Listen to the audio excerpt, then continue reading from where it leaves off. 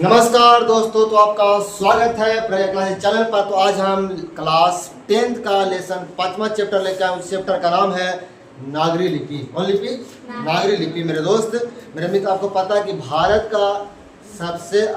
में सबसे अधिक कौन सी भाषा बोली जाती है? हिंदी। और हिंदी किस लिपि में लिखी जाती है? मेरे मित्र, देवनागरी लिपि में लिखी जाती है। उसी प्रकार से एक भाषा, कौन सा भाषा है? उसका भाषा का नाम क्या है? नागरी लिपि, है ना। उसी के बारे में हम लोग चर्चा करने वाले हैं। तो मेरे मित्र, अगर चैनल पर आप नए आए हैं तो मेरे चैनल को सब्सक्राइब कर दीजिएगा, लाइक कर दीजिएगा, शेयर कर दीजिएगा। मेरे मित्र, आइए पॉइंट पर। क्लियर? आइए, कहता क्या है देखेंगे। कहता क्लास 10 का हिंदी का है ऑब्जेक्टिव एमसीक्यू अध्याय 5 लेसन 5वां चैप्टर है, नागरी लिपि है। आप किसी भी माध्यम से जुड़ जाइए, टेलीग्राम, इंस्टाग्राम, फेसबुक सभी पर डाला जाता है क्वेश्चन। मेरे मित्र, मैं ही कहना चाहता हूँ कि चैनल पर नए आए तो एक बार सब्सक्राइब कर लीजिएगा। आइए पहला क्वेश्चन पर मेरे दोस्तों। मेरे चैनल पे कोई बकवास उपवास नहीं होता, कोई भी टाइम काटा नहीं जाता, बस डायरेक्ट क्वेश्चन पर शुरुआत होती है। आइए पहला क्वेश्चन, चलिए लेसन 5वां क्या कहता है? नागरी लिपि है भाई। 5वां चैप्टर का नाम क्या है? नागरी लिपि है ना। और इसका हम लोग क्या करने जा रहे हैं? ऑब्जेक्टिव करने जा रहे हैं। आइए पहला क्वेश्चन प्राप्त है। क्या कहता है पहला क्वेश्चन? क्या कहता है कि नागरी लिपि शीर्षक निबंध के निबंधकार कौन है? नागरी लिपि शीर्षक निबंधकार कौन है? गुणाकार मूल्य, रामचंद्र शुक्ल, डॉक्टर भोलानाथ तिवारी जी, बाबूराम सक्सेना जी। इसका लेखक जो है उनका नाम कुछ है गुणाकार मूल्य। कुछ नाम है गुणाकार मूल्य। क्लियर है कि नहीं? नागरी लिपि के लेखक कौन है? तो गुणाकार मूल्य। क्लियर। क्वेश्चन नंबर अगला, क्वेश्चन नंबर दूसरा का देखेंगे। कहता क्या है? मूल्य ने अंग्रेजी एवं हिंदी की पढ़ाई कहाँ से की थी? मूल्य का मतलब समझ रहे? पूरा नाम गुणाकार मूल्य है ना। तो मूल्य ने कहाँ से पढ़ाई की थी? दिल्ली से, जौनपुर में, वर्धा में, इलाहाबाद में। तो कहाँ से किए थे? वर्धा। कहाँ से किए थे? वर्धा से। क्वेश्चन नंबर अगला, क्वेश्चन नंबर तीसरा क्या कहता है? बांग्ला लिपि प्राचीन नागरी लिपि की क्या है? पुत्री, बहन, भगिनी, बहू। कैसे क्या होगा? बहन होगा। कौन सी होगा? बा से बांग्ला, बा से। क्लियर। इसमें 3 अक्षर, इसमें भी 3 अक्षर। क्लियर। क्वेश्चन नंबर चौथा, नेपाली भाषा किस लिपि में लिखी जाती है? नेपाली गुरुमुखी लिपि में, खरोष्टी लिपि में, ब्राह्मणी लिपि में, देवनागरी लिपि में, है ना। देवनागरी लिपि। हिंदी भाषा कौन सी भाषा में लिखी जाती है? देवनागरी। अब गुरुमुखी बताया कोई? पंजाबी भाषा को लिखा जाता है किस भाषा में? गुरुमुखी लिपि में। क्लियर। आगे चले, आगे चलेंगे। अंग्रेजी को किस भाषा में लिखा जाता है? रोमन में। और उर्दू को फारसी में। वाह, क्या बात है, गड़बड़ आ गया तो। क्वेश्चन नंबर 5वां, क्वेश्चन नंबर 5वां लिखा है। आज एग्जाम को लिख पढ़िए। अच्छा, ऐसा अक्षर है, कैसा अक्षर भैया? ऐसा अक्षर को, ऐसा अक्षर का संबंध किस वर्तमान में किस भाषा से किया गया? नेपाली से, मराठी से, तमिल से, बांग्ला से, है ना। मराठी से। सुनिए वो बात, ये जो देख रहे हैं ना, ये मराठी शब्द लिखा। कौन सा लिखा हुआ है? मराठी। मराठी सबसे अधिक कहाँ बोला जाता है? महा से मराठी, महा से महाराष्ट्र में। क्लियर। ठीक है। चलिए क्वेश्चन नंबर अगला 5वां, छठा क्वेश्चन नंबर छठा देखें। पहले पहल किन राजाओं के लेखों की लिपि को नंदी नगरी का नाम दिया गया है? देवनागरी के राजाओं को, विजयनगर के राजाओं को, राष्ट्रकूट के राजाओं को, चोल राजाओं को। कैसे क्या होगा? विजयनगर के राजाओं को। किसको? विजयनगर। अब विजयनगर जानते हैं कहाँ है? तो कर्नाटक में। कहाँ है? कर्नाटक, है ना। और विजयनगर की स्थापना किसने किया था पता? हारियर एवं बुक्का ने किया था। दोनों भाई था। कौन था? हारियर एवं बुक्का ने किया था। दोनों कोची था? भाई था। क्लियर। सही है ना? तो मार रहे हैं। क्वेश्चन नंबर 7वां कहता मराठी भाषा की लिपि कौन सी होती है? अभी जस्ट बताए हैं, तो बताएगा क्या? मराठी भाषा की लिपि कौन सी है? मराठी होगा। इसका राइट आंसर क्या होगा? अच्छा, लिपि पूछा है। क्लियर। पूछोगे ना तो पूछ देते। सबसे अधिक मराठी भाषा की लिपि कौन सी है? मराठी। क्लियर। क्या बोलेंगे? मराठी। क्वेश्चन नंबर 7वां। क्लियर। अमोध वर्ष से अधिक कौन था? अमोध वर्ष मराठी। क्लियर। क्या बोलेंगे? मराठी। क्वेश्चन नंबर था राजा था, एक कवि था, एक राजवर्ष कौन था? अमोध कौन था? एक राजा था। क्लियर। क्वेश्चन विद्वान था, राजा था, एक कवि था, एक राजवर्ष था। कौन लाया गया? अक्षरों की कहानी से प्रख्यात राजा से कोई। क्लियर। इसका राइट आंसर क्या होगा? पता है कि भारतीय शीर्षक कहानी। क्लियर। क्वेश्चन लाया गया।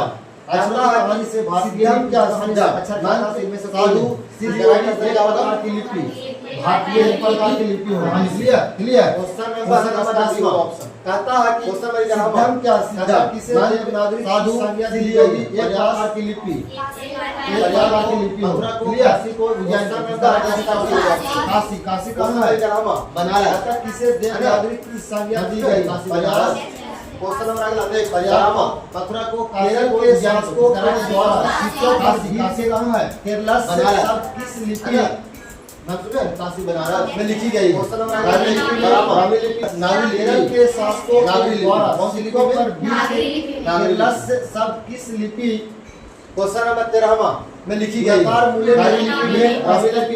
नगरी लिपि में गुरु में किया था मराठी बांग्ला अंग्रेजी पंजाबी लिपि मराठी भाषा में कौन सा भाषा में मराठी भाषा में। क्वेश्चन नंबर अगला 14वां क्वेश्चन नंबर 13वां में नगरकार मूल्य नगर लिपि को इस्तेमाल होता है ऐसा में किया था मराठी बांग्ला अंग्रेजी पंजाबी ने मार्को पोलो ने मराठी और प्रथम भाषा में मराठी भाषा में। कराटे से क्या होगा अगला 14वां अलबुनी है ना अलबुनी नगर रूनी कराटे का होगा 14 का होता है। क्लियर। ऐसा किसने कहा था तो देखा क्वेश्चन नंबर अगला 15वां बताता है क्या नगर के राजाओं के लिए प्रथम लिपि को क्या नाम दिया गया था। इस कराटे से क्या होगा सिद्ध अलबुनी है ना अलबुनी नागुली। इस कराटे से क्या होगा 14 का होगा। क्लियर है।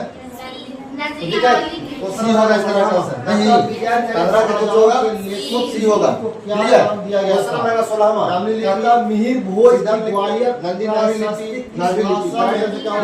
प्राकृतिक में संस्कृत में आप ग्रंथ में हिंदी सी होगा इसका राइट आंसर नहीं संस्कृत 15 का जो होगा भारत में सबसे सी होगा।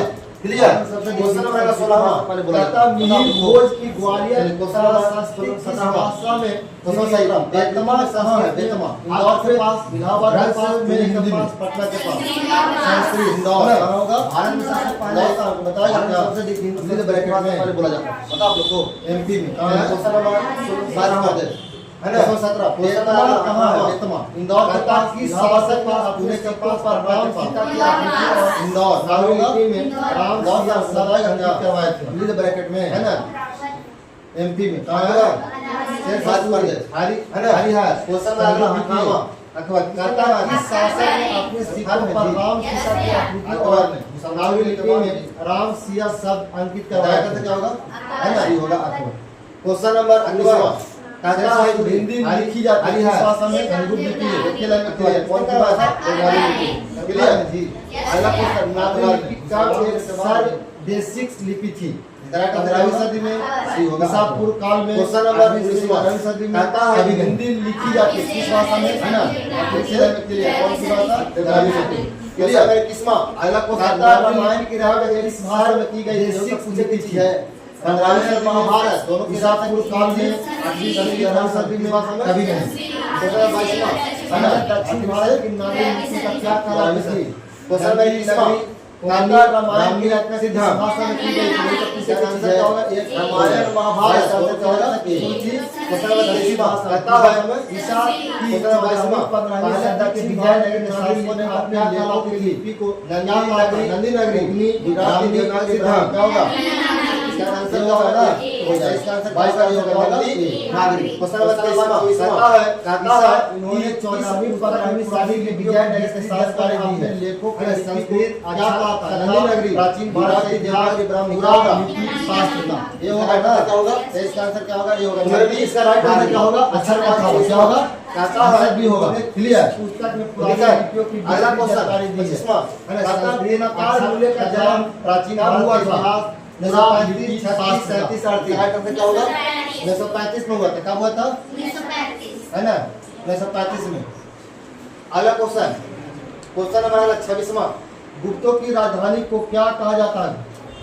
गुप्तों की राजधानी को क्या राइट आंसर क्या होगा अक्षर का क्या होगा बिलासपुर आंसर भी होगा। क्लियर। देवनागर दिखाओ। अगला क्वेश्चन 25वां कहता गुणाकार मूल्य होगा एक बार और बात पटना को क्या 35 36 37 38 पाटलिपुत्र क्या घटना 935 में हुआ था कब हुआ था 935 में। कुसुम अगला क्वेश्चन कुसुमपुर। क्वेश्चन नंबर 26वां कुसुमपुर की राजधानी को क्या कहा जाता है। अजीमाबाद। गुप्तों की राजधानी को क्या कहा जाता होगा पाटलिपुत्र, बिलासपुर, पटना के नाम देवनगर से क्या अन्य नाम से जाना जाता है ना। और अभी भी है, स्टडी होगा, अभी भी है। एक बात और जान लो, पटना का क्या नाम से जाना जाता था पता आपको? पाटलिपुत्र लिपि शीर्षक पाठ की सही कौन सी विद्या है? कुसुम, साक्षात्कार, निगान, कुसुम, भाषण, कहानी। क्या होगा? कुसुमपुर ये होगा। Question number 28।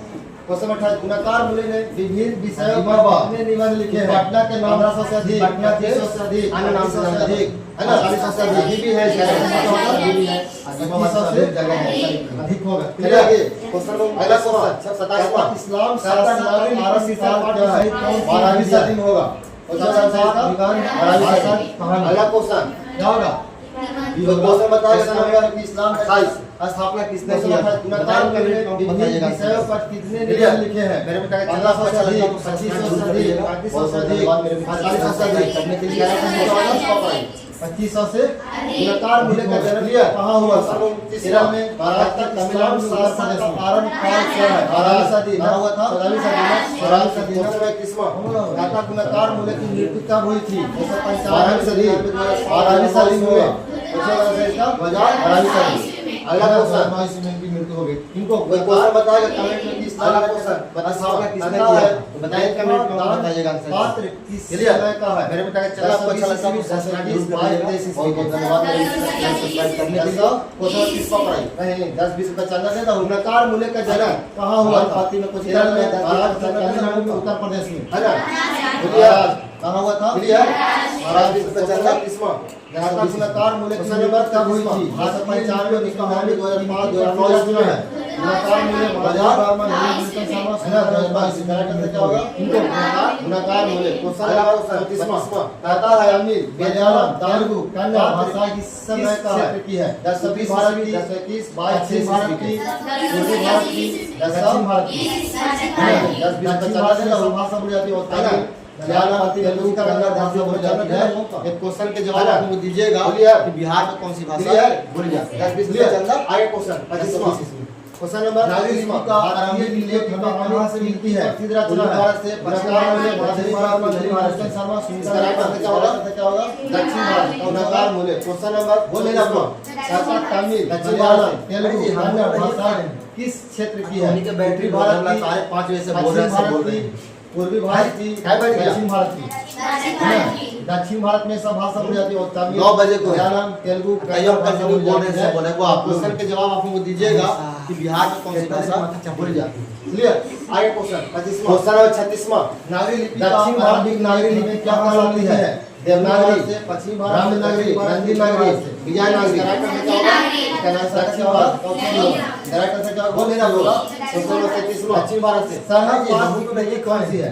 दो कोस होने के बैंक 5:30 बजे से बोल रहे हैं मेघदूतम है दोहा कोस है ना। 9 बजे को है कोस। अगला को कई हम कंटिन्यू बोल रहे हैं बोले को आप लोग 10वीं 11वीं सदी में किस रचना ने भारत यूरोप के बीच व्यापार आया? दक्षिण भारत की नागरी लिपि क्या कहलाती है? देवनागरी, ब्राह्मणनागरी, नंदीनागरी, विजयनागरी। क्या आंसर क्या होगा? सी होगा। नंबर कैसे क्या होगा? सी होगा। 39वां आता सूर्य नामक सरहद की रचना, सूर्य नामक मैक्समुलर की सरहद सरहद कृति कौन सी है ना? शिवराज हो है ना। 40 दोहा कोस किसकी रचना? दोहा को पीछे है ना, इसका होगा आंसर। क्लियर? दोहा कोस, दोहा कोस जाति रचना है। क्वेश्चन 38वां 10वीं सरहद रचना ने भारत के बीच व्यापार का क्या होगा? क्वेश्चन नंबर 45 कहता है हिंदी के आदि कवि पद्मावत, चंद्रदाई, नीलकुशरो, हरिलाल सरपाल। क्वेश्चन नंबर क्या होगा? डी होगा 40वां। क्वेश्चन नंबर 42 पुस्तक किनकी रचना? दक्षिण भारत की भाषा गुणाकार भाषा सबसे अधिक प्राचीन तमिल है ना, सबसे अधिक है। 40 अच्छा दोहा कोस किसकी रचना? क्वेश्चन पीछे इसका आंसर नेवारी भाषा किस लिपि दोहा कोस नेवारी रचना है? देवनागरी, खरोष्ठी, सौर, सरहद है ना। देवनागरी होगा। 40 का आंसर क्या होगा? Question number 42। क्वेश्चन नंबर 43 का आंसर क्या होगा? क्वेश्चन नंबर 44 होगा। दादा है उत्तर भारत से नागरीलाल के लेख से मिलने लगे थे। 8वीं सदी का होगा, 6वीं सदी, 9वीं सदी। क्वेश्चन नंबर 42 कहता दक्षिण भारत में द्रविड़ लास्ट क्वेश्चन है। क्वेश्चन नंबर 44 है। इसका आंसर कमेंट में आपको बताइएगा किसका कितना होगा। सबसे मित्र आपको अच्छा लगता है चैनल राज जरूर कर लीजिएगा, कर दीजिएगा। क्वेश्चन नंबर 43 नेवाड़ी भाषा